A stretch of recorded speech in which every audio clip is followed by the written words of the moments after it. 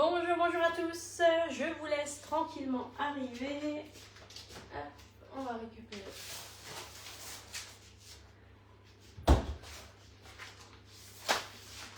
Voilà. Donc aujourd'hui, on va se retrouver pour un live salé. Donc on va faire des mini tartelettes avec du chèvre et de la tomate. Aujourd'hui, on va utiliser le moule 20 pains rond. En fait, c'est un moule de la gamme boulangerie. Donc en fait, c'est un filet et vous n'allez pas pouvoir cuire maintenant tout ce qui est pâte liquide à l'intérieur. C'est essentiellement un moule qui est fait pour tout ce qui est pâte à brioche, pâte à pain, pâte feuilletée, pâte brisée, pâte à choux, ce genre de choses, mais pas de pâte liquide. L'avantage de ces moules-là, en fait, c'est que quand vous allez justement cuire ce style de pâte, vous allez vraiment avoir quelque chose de très croustillant, que ce soit sur le fond de votre tartelette, mais aussi tout autour, et vraiment, ça sera vraiment très uniforme par rapport à un moule plein de la gamme Aura. Donc là, en fait, on va utiliser celui-ci, donc ça va faire des bonnes petites tartelettes. Je pensais avoir 2 pâtes feuilletées dans le frigo, mais malheureusement j'en avais qu'une, donc du coup je pense qu'une seule pâte ne suffira pas pour faire l'intégralité des 20. On va essayer de rafistoler vers la fin, mais je pense que ça sera un petit peu difficile d'avoir les 20. On en aura, je pense, 17 ou 18, mais sinon c'est pas un problème, hein. On laisse les empreintes vides et de toute façon ça va cuire comme ça, c'est pas un problème. Donc là, j'ai pris une pâte feuilletée. Vous pouvez très bien prendre une pâte brisée ou une autre style de pâte. On va utiliser un découpoir. Donc là, c'est pareil. Habituellement, si on utilise le moule tartelette Aura, on utilise le découpoir 6 cm. Et vu que là, le moule est légèrement plus creusé, on va voir avec le 7 cm.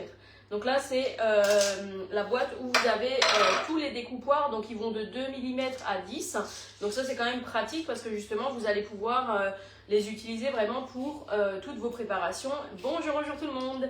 Et justement, si maintenant vous faites aussi des gâteaux, par exemple à Noël, en fait, j'avais fait les petits gâteaux où vous mettez la confiture dedans. Donc on fait 2 couches de biscuits.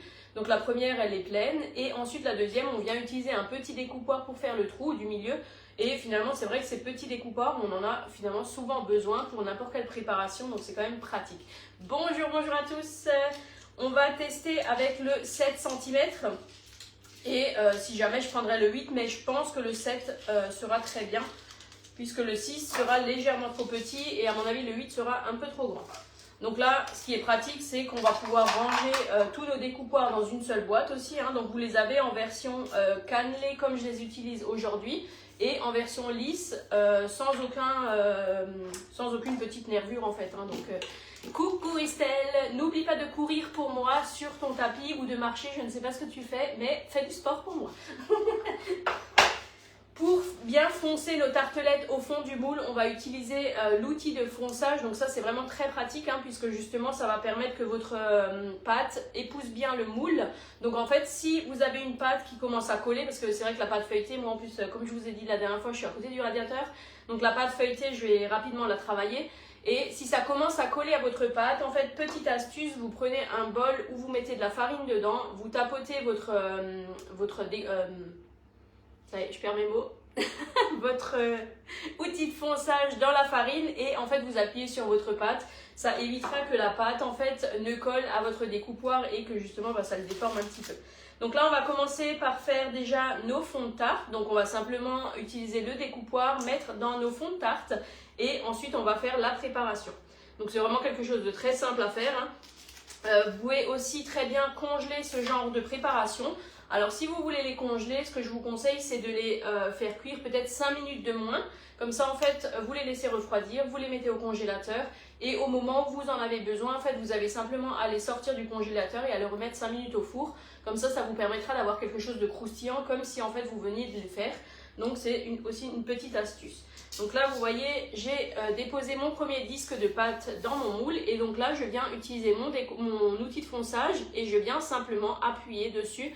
Comme ça, voilà, la tartelette a vraiment la forme et ça évite qu'en fait vous ayez une tartelette qui se déforme au moment de la cuisson, puisqu'en fait, si vous n'avez pas bien épousé la forme du moule, la pâte va gonfler mais pas de manière uniforme.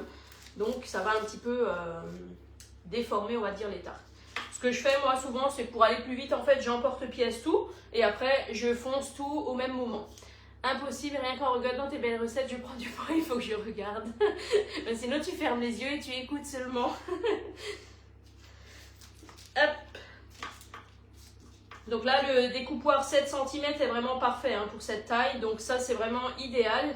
D'ailleurs, je vous ai mis la liste des produits sortants du catalogue. Donc, regardez, il y a pas mal de découpoirs aussi vendus à l'unité qui sortent du catalogue. Donc, n'hésitez pas à faire un petit tour sur la boutique en ligne s'il y a encore des choses qui vous intéressent avant le 30 janvier. Hein, puisque le nouveau catalogue va démarrer pas le 1er février, mais le 31 janvier. Donc, ne vous faites pas avoir. Ça serait quand même bien dommage. Hop. D'ailleurs, on va aussi utiliser ensuite le B-Save. Enfin, je vais vous en parler en tout cas. Et pareil, à partir du 31 janvier, tous les kits B-Save vont avoir une augmentation de tarif ainsi que les récipients B-Save à l'unité. Donc, si jamais vous souhaitiez encore effectuer des commandes de récipients B-Save, franchement, faites-le avant le 30 hein, parce que clairement, ça sera exactement les mêmes récipients. C'est juste qu'ils auront augmenté et c'est quand même bien dommage, surtout s'il vous en fallait et que vous comptiez en commander dans les semaines à venir. Donc là, c'est vraiment quelque chose qu'il ne faut pas maintenant trop laisser tarder parce que c'est vrai que l'augmentation de prix, hein, ça fait un moment qu'ils n'ont pas augmenté les prix et forcément avec l'inflation qu'on a eue ces derniers mois, ils n'ont pas trop eu le choix non plus d'augmenter les tarifs. Hop. Donc là, on fait nos tartelettes. À la fin, je vais quand même tout rassembler. Alors, avec la pâte feuilletée, il ne faut jamais refaire de boule pour la réétaler puisqu'en fait, la pâte va devenir élastique et vous arriverez vraiment plus trop à la travailler puisqu'en fait, quand vous allez faire vos fonds de tarte, elle va se rétracter ensuite. Donc, en fait, ce qu'il faut faire, c'est simplement repositionner tout ensemble mais sans trop travailler la pâte.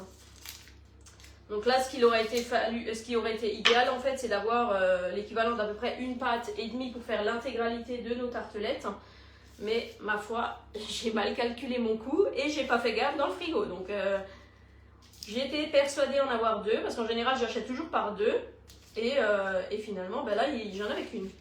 Donc là, vous voyez, je vais repositionner grossièrement en fait mes morceaux de pâte.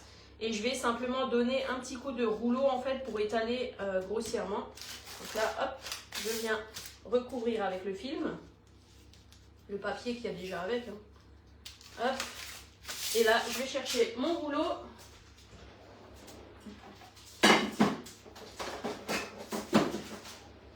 Voilà. Donc là, c'est le rouleau hein, qui est en inox. Donc l'avantage aussi de ce rouleau, donc là, moi, j'ai enlevé les petites rondelles. Mais vous avez des petites rondelles qui viennent se positionner sur les deux parties opposées pour justement avoir quelque chose de vraiment régulier. Hein. Si vous voulez faire des biscuits ou autre chose qui est vraiment une épaisseur régulière, en fait, vous avez l'avantage d'avoir ces petites coupelles. Hein. Donc là, je viens simplement étaler un petit peu ma pâte. Donc là, j'arriverai à en récupérer, allez, je pense 3. Et ouais, du coup, il m'en manquera 3. Il n'y en aura pas 20, mais il y en aura 17. Allez, c'est pas bien grave. De toute façon, ça sera quand même mangé. Hop. Donc là, on emporte-pièce bien.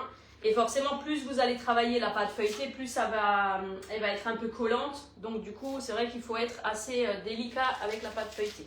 Ou alors, vous pouvez la repositionner 5 minutes au congélateur, en fait, pour qu'elle se durcisse de nouveau un petit peu. Hein. Ça, c'est pas grave non plus. Hein. Ah bah tiens, j'arriverai peut-être même à tricher en fait. Ah, là, il y a un trou. Si je laisse le trou dans la pâte feuilletée, je vais avoir tout mon liquide qui va couler. Et vu que c'est un moule en filet, en plus, je vais tout avoir dans le four. Donc, c'est pas l'idéal. Hein. J'ai pas envie de laver mon four. Après, passer 3 heures à laver mon four. Hop, voilà. Et ben finalement, j'arrive quand même à en faire pas mal. Je vais peut-être réussir à finir. Hein. On va voir. Hop. On va étaler encore un petit coup avec. Voilà. N'hésitez pas à partager le live, hein. Je vous le demande très souvent et c'est vrai que ça m'aide beaucoup hein, puisque même si vous avez la possibilité de partager le live dans des groupes de cuisine, en fait c'est tout à fait possible. J'ai une personne qui l'a fait la semaine dernière dans plus d'une dizaine de groupes et c'est vrai que finalement ça m'amène de nouvelles personnes qui ne connaissent pas la page, qui ne connaissent pas forcément les produits Guy de Marle et honnêtement les produits Guy de Marle méritent vraiment à être connus. Donc n'hésitez pas à partager. Ça ne vous coûte rien, mais par contre, moi, ça m'aide beaucoup. Hop. Et bien finalement, je crois que j'arriverai à faire mes 20 tartelettes. On va découper le dernier, on va un petit peu tricher de nouveau. Voilà. Alors elles seront peut-être pas aussi belles que les premières, mais finalement ça ne se verra même pas trop au moment de la cuisson, une fois que tout est cuit et que ça aura bien gonflé, il n'y aura plus aucune trace de tricherie. Hop. Donc là, la dernière, elle sera un peu plus fine, mais c'est pas grave. Voilà. Hop. Et il y a même encore un tout petit bout qui reste. Voilà. Hop. Et donc là, ça, c'est pas nécessaire de garder. Et donc là, maintenant, je vais utiliser mon outil de fonçage et je vais vraiment foncer tous mes petits fonds de tarte pour qu'ils soient vraiment bien réguliers. Donc là, effectivement, les derniers sont un petit peu biscornus.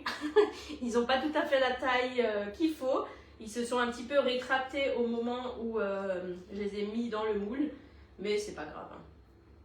Vous voyez, en mettant dans la farine, en fait, ça ne colle absolument pas à ma pâte feuilletée. Puisque la pâte feuilletée, en fait, quand elle commence à réchauffer, souvent, elle commence un peu à coller. Et c'est vrai que c'est pas forcément l'idéal si à chaque fois ça colle. Hein. Donc du coup, hop, petite astuce. Voilà. Et c'est quand même bien pratique parce que ça épouse vraiment la forme du moule. Si vous le faites à la main, vous avez tendance des fois à soit trop appuyer, soit pas forcément aller vraiment dans tous les coins. Hop, voilà. Hop, et c'est déjà fait. Vous voyez ? On a nos 20 tartelettes et ensuite ben là on va d'abord préparer ce qu'on appelle un peu le flan. Donc en fait on va mettre de l'œuf, du lait ou de la crème. Alors moi personnellement je vais mettre de la crème aujourd'hui, mais vous pouvez très bien faire soit avec de la crème allégée, soit moitié crème, moitié lait, c'est vraiment comme vous voulez. Bonjour tout le monde, toujours à la montagne avec Lola. Ah ben génial. Oui, je pense que la connexion ne doit pas être terrible pour vous, mais profitez bien de la montagne. Nous, on a le temps de la montagne, mais par contre, on aimerait bien quand même qu'il y ait un peu de soleil. Hein, parce que ce soleil-là, il a vraiment du mal à venir chez nous en ce moment. Il vient, mais il repart aussitôt. Hein. Hop, on va utiliser tout ça. Donc là, j'ai déjà préchauffé mon four à 200 degrés. Hein. Voilà, on va décaler ça. Et donc là, en fait, je vais prendre... Donc ça, c'est aussi un pichet qui était dans le catalogue, hein, qui continuera à être au catalogue. Et en fait, c'est un plus petit pichet qui, je trouve, il est pratique maintenant pour remplir justement des petites empreintes, puisque le bec à l'avant, il est relativement pointu par rapport au pichet verseur qui est très long. Et des fois, ben, en fait, quand on a des petites quantités comme ça, minutieuses à remplir, je trouve que celui-ci, il est plus pratique. Et franchement, alors j'ai plus le prix en tête, je crois que c'est 4,90 €, mais vraiment c'est quelque chose de très pratique et qui finalement vous servira aussi pour remplir votre fer à repasser, arroser vos plantes ou autre chose, je ne sais pas. Mais c'est vrai qu'on peut l'utiliser pour n'importe quelle autre utilité. Hein. Donc là, j'ai mis mon œuf, je viens le battre avec ma cuillère magique. Donc pareil, la cuillère magique a un petit ustensile qui coûte 7,90 €. Qui est vraiment indémodable. On n'en a jamais suffisamment souvent dans la cuisine malheureusement et franchement c'est très pratique. Ensuite je viens mettre ma crème. Donc là je mets pas l'entièreté de la brique. Oh si, je vais mettre l'entièreté, allez hop. S'il y en a un peu trop c'est pas bien grave. Mais là je vais mettre avec 20 centilitres de crème. Après, le but, ça ne va pas être de remplir entièrement nos empreintes, puisqu'en fait, on va d'abord mettre le flan dans nos fonds de tarte et ensuite, on va venir rajouter du fromage de chèvre et de la tomate. Hein. Donc après, forcément, ça va ramener du poids, donc il ne faut pas trop remplir non plus. Hein. Je vais assaisonner avec un petit peu de poivre, un petit peu de sel. Donc là, c'est en fonction de vos goûts. Hein. Si vous n'aimez pas ce genre d'épices, n'en mettez pas. Ensuite, je vais mettre à l'intérieur de l'épice spéciale légumes. Donc, ça va apporter un petit peu un goût justement d'assaisonnement assez sympathique. Et à la fin, je vais rajouter encore un petit peu d'épices pizza et pasta qui va apporter un peu plus de goût pimenté. Hop, voilà. On continue à mélanger. Et là, je viens le verser dans mes tartelettes. Voilà, donc là on remplit un tout petit peu, hein. Vaut mieux en mettre un petit peu et après remplir de nouveau une fois qu'on aura rajouté notre tomate et notre fromage de chèvre. Voilà. Puisque de toute façon en cuisson ça va aussi gonfler, donc le but c'est pas d'avoir quelque chose qui déborde de votre moule. Hein. Vous voyez, c'est quand même beaucoup plus pratique de remplir avec ce petit pichet que celui-ci qui a le bec long. Donc là, c'est vraiment très pratique.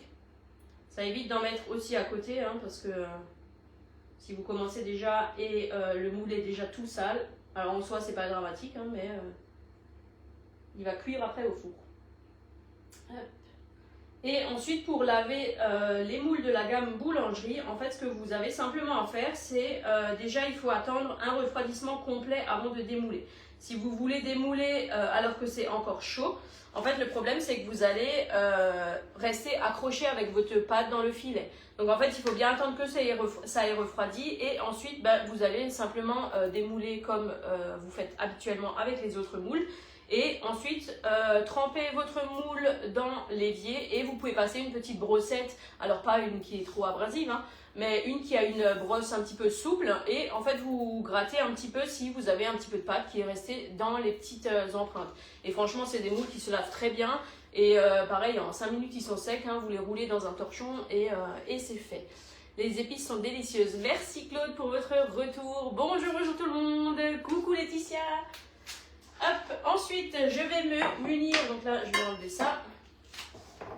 Je vais me munir de mes récipients Be-Save. Donc dans celui-ci j'avais une bûche de chèvre que j'avais déjà entamée. Donc là en fait j'avais simplement déposé un essuie-tout au fond des récipients. Donc je le fais à chaque fois pour les récipients Be-Save, puisqu'en fait ça va permettre d'absorber l'humidité qui se crée sur les parois, hein, puisqu'en fait ça va tomber forcément au fond de mon récipient. Et en mettant ça, ça va l'absorber et ça va éviter en fait d'abîmer ce que vous avez mis dedans. Donc là, pour ouvrir le récipient, c'est simple, hein, vous avez simplement à pincer la petite valve que vous avez au-dessus. Vous avez le couvercle qui s'ouvre et là, je vous montre, donc ça fait une semaine qu'elle est sous Be-Save, donc elle est vraiment pas sèche, elle n'a pas changé de couleur ni rien du tout. Si je l'avais laissée simplement dans l'emballage dans lequel on l'achète, clairement, ça n'aura pas eu le même aspect. Hein. Puisque la bûche de chèvre, une fois que vous commencez à l'entamer, souvent ça se rétracte très rapidement et c'est vrai que c'est quand même bien dommage. Donc là, on va couper des petits morceaux. Donc là, moi j'ai une bûche, c'était pas la taille classique, c'est celles qui sont un peu plus grosses. Donc du coup, je vais couper, je pense, en 6. Comme ça me fera des morceaux qui sont pas non plus trop gros. Non, même en 8. Hein. Ouais. Comme ça, parce que de toute façon, le fromage de chèvre, il va fondre à la cuisson. Donc du coup... ça va ramener encore du volume dans nos tartelettes. Si vous n'aimez pas le fromage de chèvre, vous pouvez très bien faire avec du camembert, avec de la feta ou simplement de la mozzarella. C'est vraiment en fonction de vos goûts. Et finalement, ces tartelettes-là, vous allez pouvoir faire en une seule cuisson différents goûts aussi. Hein. Si maintenant vous faites une farandole de petites tartelettes, c'est aussi très sympa à l'apéro, hein, parce que justement, vous allez pouvoir avoir plusieurs goûts. Le temps de cuisson sera en général le même, hein, puisque votre flan sera le même. Donc vraiment, hein, c'est quelque chose que vous pouvez faire aussi très facilement. Et vous pouvez aussi en laisser des fonds de tarte vides, que vous cuisez simplement à vide, pour garnir avec, je sais pas, du guacamole, avec des petites crevettes dedans, ou ce genre de choses. Hein. C'est vraiment pratique ce genre d'empreinte. Ah, c'est maintenant dommage, il me manque juste un tout petit morceau. Ben, c'est pas grave, le reste, il sera mangé de toute façon. Hop, on va couper un dernier petit bout. Voilà. Et donc ça, je vais remettre dans mon récipient. Hein. Donc là, je vais simplement le repositionner dessus. Je vais essuyer le dessus de mon couvercle ainsi que le rebord de mon récipient, hein, pour vraiment avoir quelque chose de propre et surtout de sec. Hein, puisqu'en fait, si vous allez avoir de l'humidité qui se crée entre votre couvercle et votre récipient, le vide d'air va peut-être se faire, mais par contre, au bout de quelques heures, en fait, votre couvercle aura sauté et sera donc du coup plus étanche par rapport au récipient. Pour remettre le récipient sous vide, c'est simple, vous reprenez votre couvercle, donc là, je vais le faire avec vous. On va simplement l'essuyer. Donc c'est également aussi pour ne pas que la valve, quand ça va aspirer, qu'elle aspire de l'humidité. Hein. Parce que ça, c'est très important, hein. La pompe Be-Save se nourrit uniquement d'électricité et non de liquide ni de solide. Donc ça, faites attention.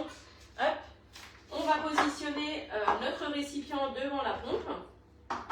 Donc la pompe, hein, je la laisse toujours branchée puisqu'en fait, elle va uniquement consommer de l'électricité au moment où on va s'en servir. Donc vous n'avez pas besoin de la débrancher à chaque fois si vous ne l'utilisez pas. Ça, c'est aussi un réel avantage. On va positionner simplement le couvercle dessus. Et là, on vient prendre notre valve, on la pose dessus. On maintient pendant quelques secondes le temps que le couvercle prenne bien au récipient. Et ensuite, on lâche simplement. Et une fois que le vide d'air est fait, automatiquement, la valve va revenir sur le support. Donc en fait, vous n'avez absolument rien à faire. Là, je ne peux pas dissocier mon couvercle hein, puisqu'il est vraiment, ventousé, on va dire, dessus. Hein. Donc vraiment, vous ne pouvez pas le sortir. Hein. Donc ça, c'est juste génial. Et là, justement, vous allez pouvoir consommer vos aliments jusqu'à 5 fois plus longtemps, ce qui n'est quand même pas négligeable. On apprend à consommer différemment et surtout à ne plus gaspiller hein, la nourriture puisqu'en fait, on est tous pareils, je pense. On a toujours des petits restes ou des petites choses qui pourrissent dans le frigo et qui finalement ne sont pas consommées, sont gâchées. Donc finalement, en investissant dans le BeSave, alors c'est sûr que c'est un investissement, hein, c'est ce qu'il faut se dire, mais qui finalement devient très vite rentable et on apprend justement à consommer autrement et à ne plus gaspiller la nourriture. Vous allez aussi pouvoir l'utiliser de manière autre, hein, donc que ce soit en conservation. Vous allez pouvoir justement vous organiser différemment en faisant par exemple du batch cooking. Hein. Donc vous prenez 2 à 3 heures de votre temps et ensuite vous préparez vos plats à l'avance. Donc ça c'est quand même aussi génial. Donc là c'est la lunchbox. Hein. Donc celle-ci elle a l'avantage de pouvoir être refermée grâce à ces petits clips sur le côté. Donc si vous l'emmenez au travail, vous avez simplement à le refermer comme ça. Vous n'avez pas besoin de la pompe pour faire tenir le couvercle au récipient. Hop. Et donc là, je vais prélever, on va je pense prendre 2 ou 3 tomates. Hop. Je vais juste un petit peu les essuyer puisque là, elles sont quand même bien humides. Et là, c'est pareil, hein, vous allez vraiment pouvoir tout mettre sous BeSave. Hein. Là, j'ai de la salade qui date du 27 décembre. Et franchement, je vais vous la montrer tout à l'heure parce que c'est quand même bluffant.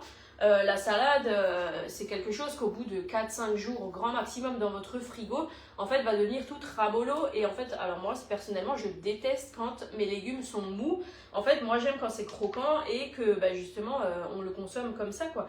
Mais c'est vrai que sans le BeSave, la salade, en général, ne se conserve pas très très bien. Hein. Hop. Là, c'est pareil, mes tomates, ça fait déjà plus de 10 jours qu'elles sont dedans.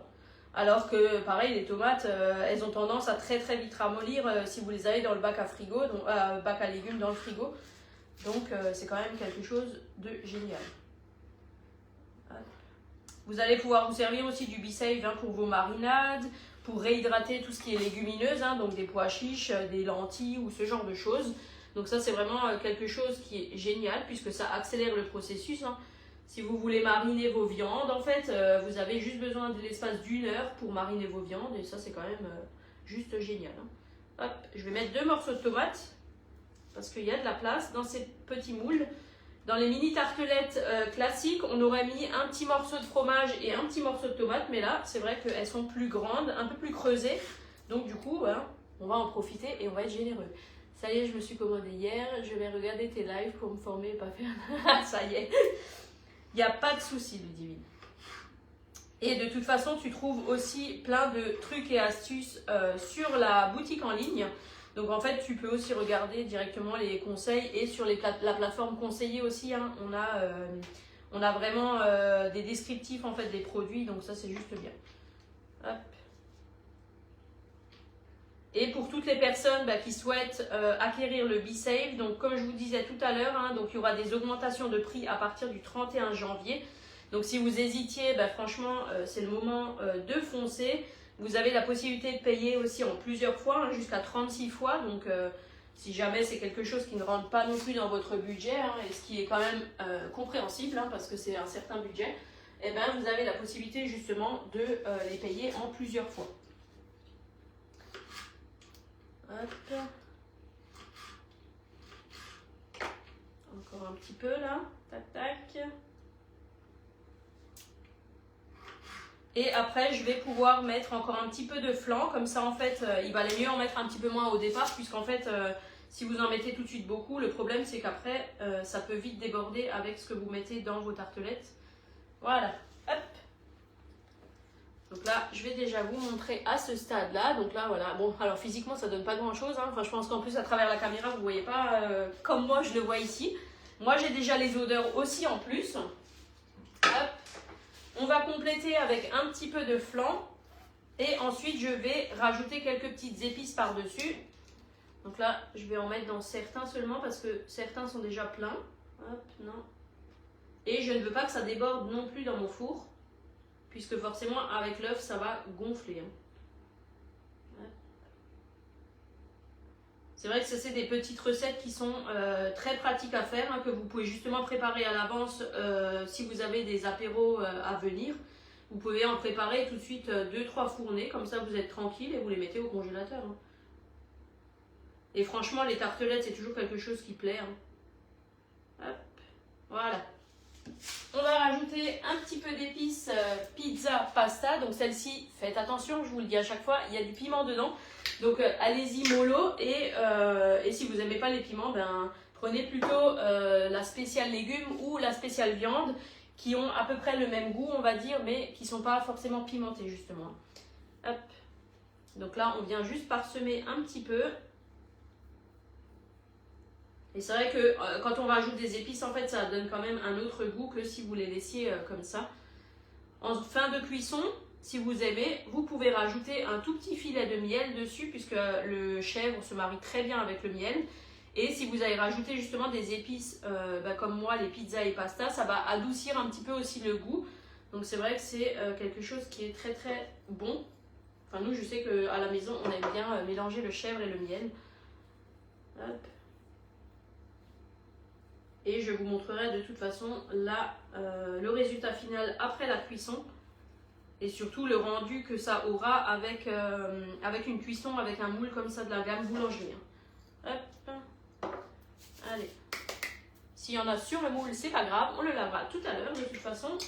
Hop, voilà, et regardez-moi ces petites tartelettes. Donc là, franchement, en l'espace d'une vingtaine de minutes, on a fait 20 tartelettes. Là, on va les mettre au four entre 15 et 20 minutes à 200 degrés, donc en fonction, pareil, de votre four et de la cuisson que vous voulez y apporter. Hein. Si c'est quelque chose que vous voulez préparer à l'avance, ben justement, vous les laisserez cuire un tout petit peu moins longtemps. Et par contre, pour les démouler, bien attendre le refroidissement complet, comme ça, vous ne risquez pas de rester dans les petites alvéoles du moule. Hein. Donc ça, faites juste attention. Je vais mettre ça au four. Hop, c'est parti. On met la minuterie. Voilà. Et donc là, c'est pareil hein, pour les lunchbox. Donc en fait, si on veut la remettre sous B-Save, on va venir essuyer notre couvercle. Donc ça, c'est quand même très important hein, parce que si vous avez de l'humidité qui est absorbée par la machine, vous n'allez pas vous en rendre compte. Et en plus de ça, en fait, la machine ne va rien dire entre guillemets au début, mais par contre, au fur et à mesure, en fait, ça va l'abîmer. Et du jour au lendemain, vous allez voir qu'en fait, elle ne va plus aspirer. Ou alors, elle va aspirer, mais par contre, elle ne va plus jamais se stopper. Donc en fait, le vide d'air, c'est comme s'il ne se faisait pas entièrement. Donc il faut vraiment faire attention à ça. Hein. Pour la lunchbox, il y a deux méthodes. Soit vous positionnez votre couvercle, vous faites le vide d'air et ensuite vous fermez vos poignées. Ou alors, vous posez votre couvercle, vous fermez vos poignées et vous faites le vide d'air. Ça, c'est vraiment absolument pas un problème. Vous faites vraiment comme vous voulez. Et c'est le même principe que pour les autres récipients. Hein. On vient prendre notre valve qui du coup est directement accrochée à la machine. On vient la positionner à l'extérieur là. On maintient pendant quelques secondes. Si on se rend compte qu'on a lâché trop tôt et que le couvercle n'est pas maintenu à la valve, on peut toujours reprendre et le remettre dessus. Ça, c'est vraiment pas un problème. Et du coup, c'est vrai qu'on n'a absolument rien à faire. Hein. Le vide d'air se fait automatiquement. Et c'est quand même la machine d'aspiration la plus puissante du marché. Donc c'est quand même quelque chose d'hyper important. Il y a beaucoup de concurrence entre guillemets maintenant sur ces produits-là. Mais finalement, quand ça ne vous aspire pas l'entièreté de l'air que vous avez à l'intérieur, les bactéries continuent à proliférer. Et du coup, vous conservez quand même beaucoup moins longtemps vos aliments. Là, tout ce qui est plat cuisiné, vous allez les garder entre 10 et 15 jours, donc c'est quand même pas négligeable. Vous n'êtes pas obligé de manger vos restes alimentaires sous les 2-3 jours et en avoir marre de manger la même chose. Là, vous pouvez vraiment étaler vos repas et conserver vraiment différemment. Donc si vous avez encore des questions, surtout n'hésitez pas. En plus, sur ce mois de janvier, vous avez encore la possibilité d'avoir les cadeaux hôtesses doublés en me contactant. Et du coup, c'est vrai que c'est quand même une super bonne opportunité puisque les prix, donc là maintenant par exemple sur le kit premium qui est à 865 €, il va passer à 889 €, donc ça fait quand même un peu plus de 20 € d'augmentation. Donc c'est vrai que pour la même chose, ça serait quand même dommage de passer à côté, surtout si vous êtes en pleine phase d'hésitation. Donc n'hésitez pas à me contacter, je reste disponible et en attendant, je vous souhaite une très belle journée et je vous dis à très bientôt pour de nouvelles recettes. À bientôt!